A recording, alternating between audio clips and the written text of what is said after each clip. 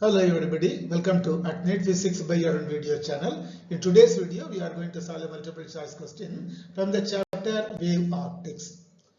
The question is, a ray of light strikes a glass plate at an angle 60 degree. It means what? Angle of incidence is 60 degree.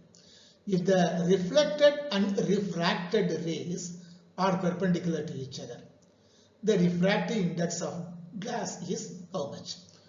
Square root of 3, 3 by 2, square root of 3 by 2, 2. So these are all the four options. Okay, so this is the figure. AB is the line of separation. Okay, there's a surface of separation, plane of separation. So this is glass and this is air. Okay, a ray of light strikes a glass plate at an angle 60 degree. So AB is the represents the glass surface. N dash is the normal. PO is the incident ray and OQ is the reflected ray, and OR is the refracted ray. So I is the angle of incidence, R is the angle of refraction. There is a difference between angle of reflection and refraction.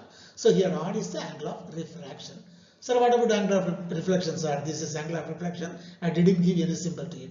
Okay, that's all. Okay, so from the figure, PO is the incident ray, OQ is the reflected ray, and N dash is the normal.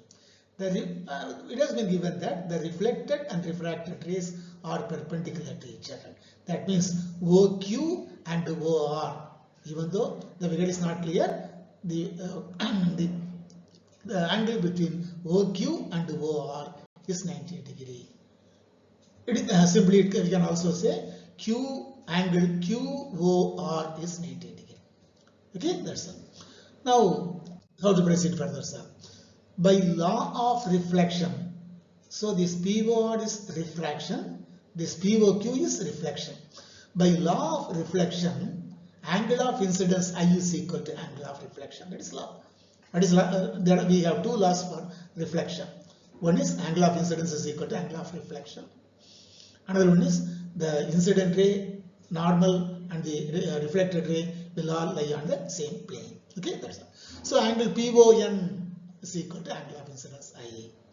Angle NOQ is equal to angle of reflection. So if I is 60 degree, then this angle must also be 60 degree. Okay, that's all. Now our aim is to find the refractive index. Okay, that's it. From the figure, angle NON dash, it's a straight line. After all, it is a straight line. It is 180 degree, but it contains three angles. One is angle NOQ. Another one is angle QOR, plus angle RON dash. So this NN dash has 180 degree. It has been divided into three angles: NOQ, QOR, RON. Okay, so it is 180 degree is equal to, what is NOQ? You have just found that angle of incidence I is equal to angle of reflection. I is equal to 60 degree. So this reflection angle is also 60 degree. And also angle QOR. What is angle QOR? This is reflected ray and refracted ray. It has been given that they are perpendicular to each other. So this is 90 degree.